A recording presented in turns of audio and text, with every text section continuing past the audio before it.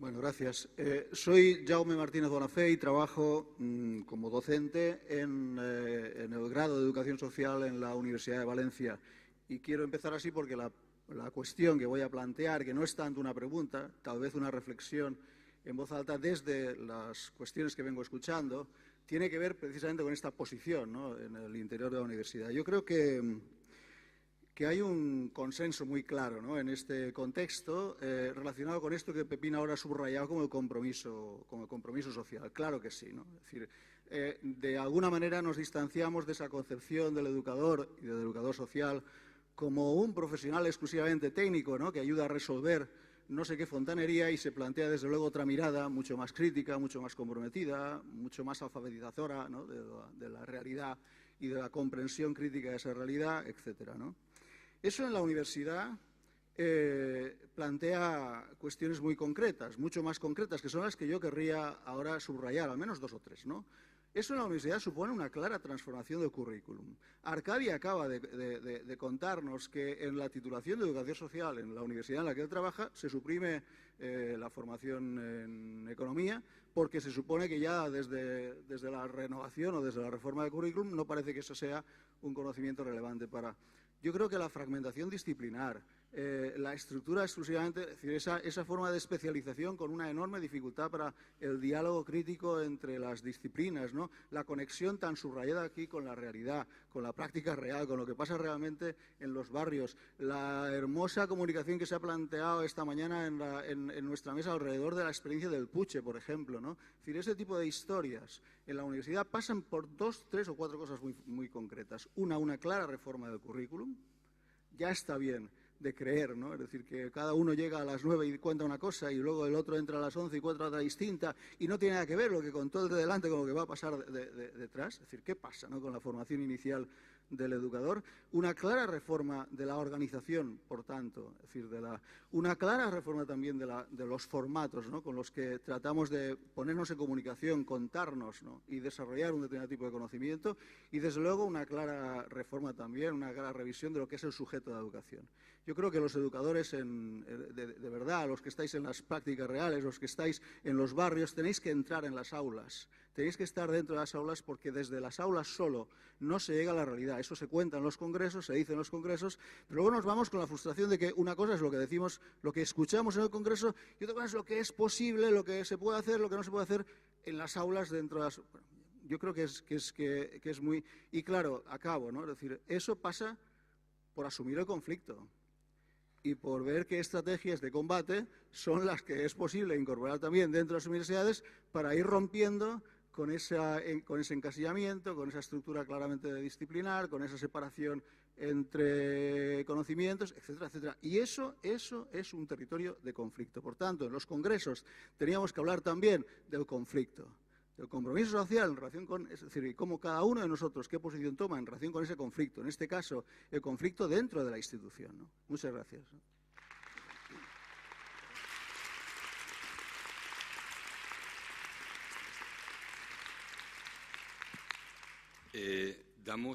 Lo siento, pero por tiempo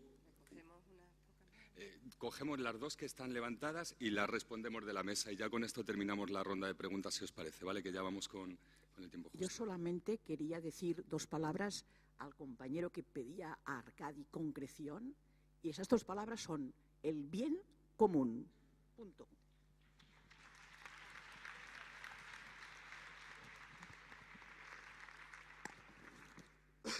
Yo quería hacer una pregunta, ¿vale?, a la compañera de la mesa, y era que aclarar un poquito varias cositas. Primero, desde el ámbito de la pedagogía, ¿vale?, que es la ciencia que nos define a los educadores, somos varias ramas. Están los diplomados en magisterio y estamos los educadores sociales. Y claramente se diferencian dos términos de la educación, uno el ámbito académico y el otro el ámbito social.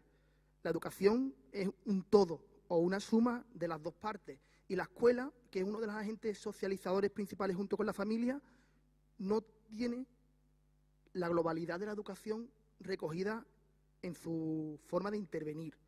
Entonces, como esta mesa de debate es retos del futuro, ¿vale?, desde la universidad como fuente del conocimiento y que tiene que llevar o darnos herramientas para la praxis, ¿vale? Y también a los colegios profesionales, qué retos del futuro, ¿vale?, nos planteamos para hacer que la educación social forme parte del currículum académico a nivel escolar, ¿vale?, como fuente de experimentación de los menores o de los más pequeños de cara al futuro. Y que esto que ustedes llamabais como pedagogía, no me acuerdo de la palabra exacta que de aprendizaje de servicio, ¿vale?, es algo que yo, cuando yo era pequeño en la EGB, en mi colegio se hacía, pero se hacía no porque venía recogido en el currículum académico, sino por el compromiso personal del profesorado. Y pienso que eso no debe depender solo y exclusivamente del compromiso personal del profesorado, sino que tiene que estar recogido por ley y contemplado. Y eso es un reto de futuro. Muchas gracias. Vale. Vamos a dar a Javier y así damos pie a todas las personas que han levantado la mano y ya con esto ya concluimos. La respuesta te la vamos a dar ahora porque vamos a dejar 10 minutos para que cada uno de los ponentes plantee esos retos de futuro y con eso concluimos, si os parece. Javier, y ya no hay más preguntas. Gracias. Bueno, buenos días.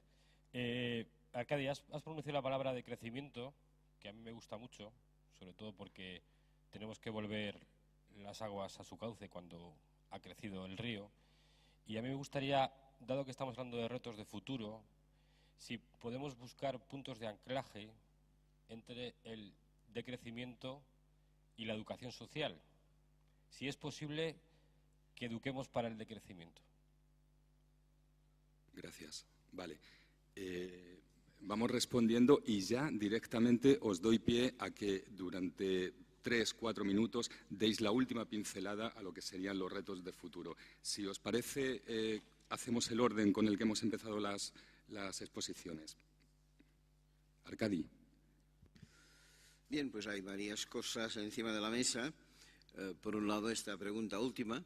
Evidentemente, yo creo que el decrecimiento no solamente se ha de infundir a los educadores sociales, que quizás sean los que más lo entienden, sino a la sociedad en general.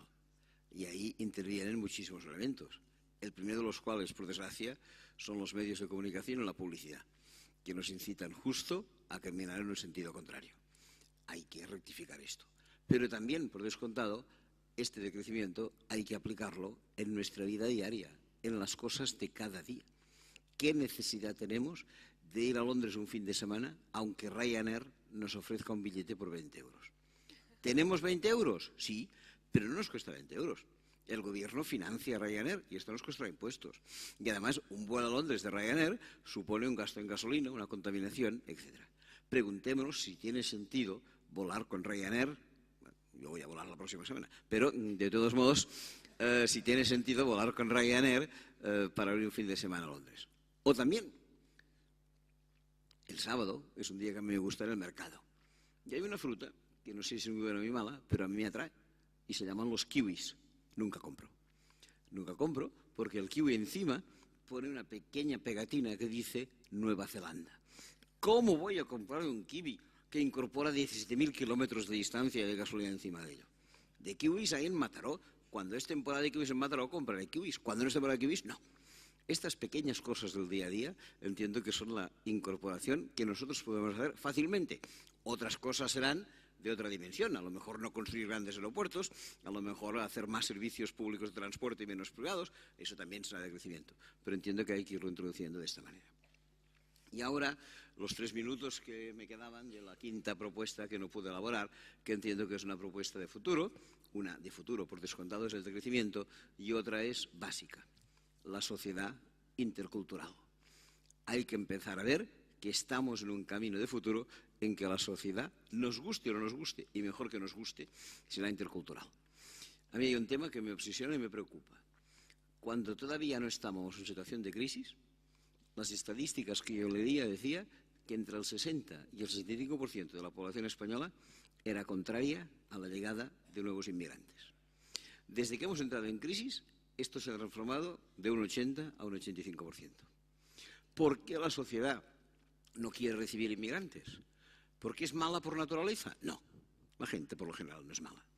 Lo que pasa es que, como he dicho al principio, tiene mala información.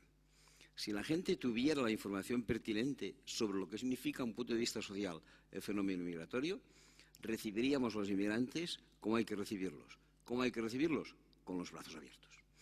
Y para esto hay que saber 4 o 5 cosas. Primera, una que para mí es un elemento fundamental, de base ética.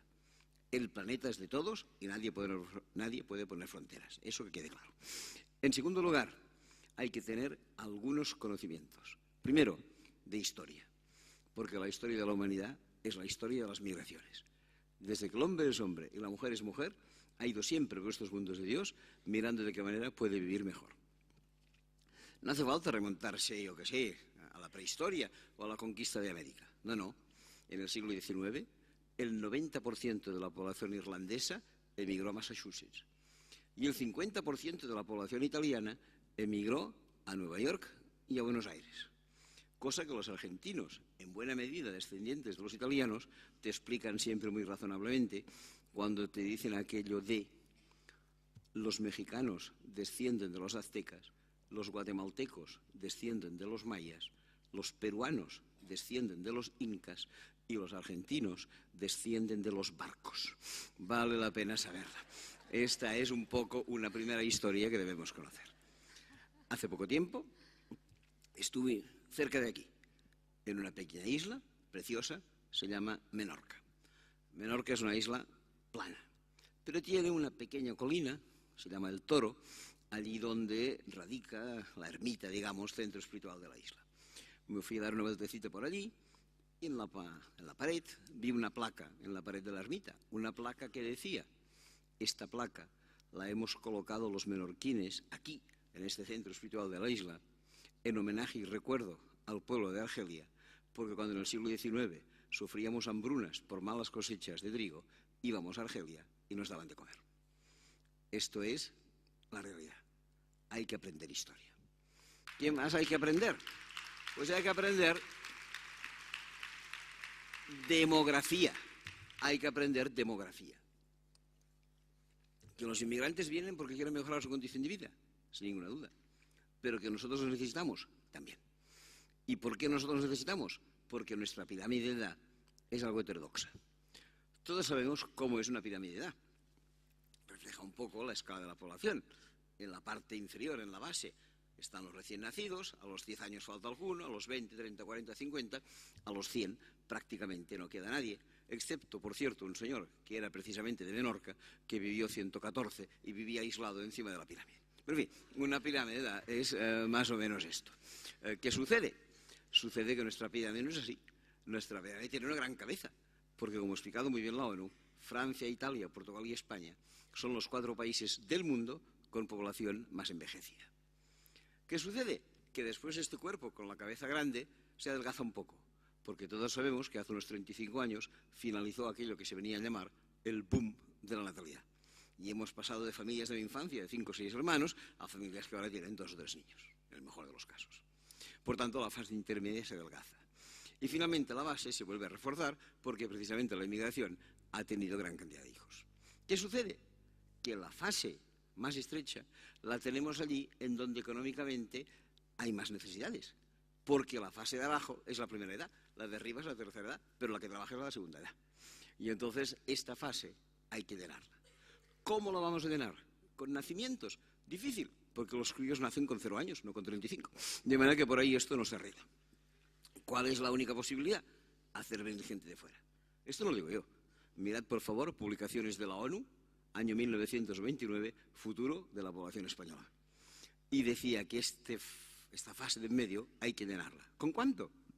En aquel momento la ONU dijo, de 1999 hasta 2015 hay que llenarla con la llegada de unos 150, 155.000 inmigrantes nuevos por año. Y hasta que empezó la crisis en el 2008, la estadística de 1999-2008 era más que una estadística, la confirmación de una profecía. Llegaron 150, 152, 153 cada año. Bien, es cierto que ahora con la crisis llevamos 3 años sin que lleguen y según parece, en los próximos 3 años tampoco van a venir. Pero una institución de mi ciudad, que no me gusta, y que se llama La Caixa, tiene un servicio de estudios. que sí que me gusta más que la institución. Y el Servicio de Estudios acaba de publicar que, según ellos, si a partir del 2015-2016 remontamos la crisis, cosa que dudo, pero que la Caixa cree fervientemente, a partir de aquel momento vamos a necesitar, por lo menos, de la llegada anual de unos 200 a 250.000 inmigrantes. Por tanto, no es tanto una cuestión de recepción. No los recibimos porque ellos quieran venir, los recibimos porque los necesitamos. Tercera cosa que hay que saber. Algo, no sé si por vuestras autonomías ha circulado el bulo, pero por Cataluña tenemos un partido impresentable que se llama Plataforma por Cataluña, que lo que pretende es hacernos ver que los autóctonos estamos dando dinero constantemente a los inmigrantes, pagándoles cochecitos de críos y cosas por el estilo. Que este partido y sus directivos miren, por favor, algo que se publica cada año en Madrid, Presidencia del Gobierno. Cada año elabora la estadística de lo que llama el saldo fiscal de la inmigración. ¿Cuánto dinero aportan a las arcas públicas los inmigrantes? ¿Cuánto dinero detraen de las arcas públicas los inmigrantes? Aportan por tres conceptos. Primero, cotizan a la Seguridad Social, obviamente si tienen papeles. Segundo, pagan impuestos sobre la renta, que se les descuenta de la nómina, si tienen papeles. Y tercero, aunque no tengan papeles, también pagan, con el tabaco, con el IVA, con la gasolina, con lo que sea. Esto es lo que ellos aportan. ¿Qué es lo que ellos detraen? Servicios educativos, servicios sanitarios, servicios sociales, ayuda a la vivienda, becas comedor, bolsas de libro, plazas de guardería, etcétera, etcétera. Esto se publica cada año. Hasta que llegó la crisis en el año 2008, el saldo durante mucho tiempo había sido 6.000 y pico de millones de euros a nuestro favor cada año. Si en España vivimos 55 millones de habitantes, significa que cada uno de nosotros recibía cada año, vía presupuestos del Estado y procedente de la inmigración, 105, 110 euros. Ahora las cosas han cambiado un poco con la crisis. Estos datos vale la pena saberlos. La inmigración hay que conocerla por razones históricas, por razones demográficas, por razones económicas y especialmente por la última razón, y con eso termino, por razones culturales. La inmigración es siempre, siempre, siempre un enriquecimiento cultural de primera magnitud. Yo soy catalán, como se nota con el acento, y además me siento contento de ser catalán. Pero pese a todo, reconozco que ser catalán no es nada el otro jueves. Porque ser catalán es ser un poco fenicio, un poco bastante, un poco cartaginés, un poco griego, un poco romano, un poco judío, un poco del Islam, un poco andaluz, un poco gallego, un poco ecuatoriano, un poco magrebí, un poco fruto de todos aquellos que a lo largo de los siglos nos han ido visitando. Si alguien quiere hacer una prueba, la puede hacer. Si alguien quiere hacer una prueba, que venga. Ahora ha pasado el puente del 1 de mayo, pero llegarán puentes a continuación. Venid, por favor, 3 días a visitarnos. Primera etapa de vuestra visita que os recomiendo. Visitad una ciudad hermosísima que se llama Girona. ¿Y qué veréis en Girona? ¿Qué os recomendará la oficina de turismo? Visitar la judería y los baños árabes. Saldréis de Girona y, como que no está muy lejos, os trasladaréis a una pequeña población llamada La Bisbal, en donde una orquestina llamada La Principal de La Bisbal os tocará una sardana. Y cuando intentéis saber qué es eso de la sardana, os daréis cuenta que es una danza de origen bizantino que ha ido evolucionando por el Mediterráneo, que en una primera fase se transformó en el sirtaki que bailaba el Anthony Quinn en el sorba griego y que después se ha convertido en nuestra estimada danza. ¿Qué habréis hecho? Judería, baños árabes, danza bizantina. Con todo este revuelo se habrá hecho la hora de comer. Ahora en verano no es fácil, pero si vais en invierno, para postre, ¿qué os darán? Turrones y panellets, huesos de santo. ¿Y qué son los turrones y panellets? En Valencia lo sabéis muy bien, herencia árabe de toda la vida. Muy bien, pues habéis comido de postre algo de herencia árabe. Como que habéis comido, seguramente habréis bebido. Y si habéis bebido, la euforia catalana subirá de nivel. Y entonces decidiréis que ha llegado el momento de colocaros una barretina, que es aquel gorro rojo con una borla, que es muestra severa de catalanidad. Y cuando miréis en la enciclopedia qué es la barretina, os daréis cuenta que es un gorro originario de Anatolia, que si yo no estoy equivocado, es la parte asiática de Turquía. Y contentos vosotros con vuestra barretina catalana, que en realidad es turca, seguiréis dando vueltas por Cataluña. Y apareceréis en un lugar de recuerdos catalanes imborrables, como es el monasterio de Montserrat, en donde veréis que la Virgen es negra. Y finalmente, terminaréis vuestra jornada de catalanidad absoluta en el lugar sin duda más apreciado por el 95% de los catalanes, que sin duda es el Camp Nou. ¿Y qué es el Camp Nou? Pues el Camp Nou es el estadio de un equipo que fundó en Suizo, que se llamaba Joan Gamper, y en el cual ahora el entrenador parece que ya no, pero hasta hace 2 años el entrenador y también los jugadores eran argentinos, brasileños, holandeses, cameruneses y de algún otro país. Esto es Cataluña y esto es lo que os quería decir. Gracias.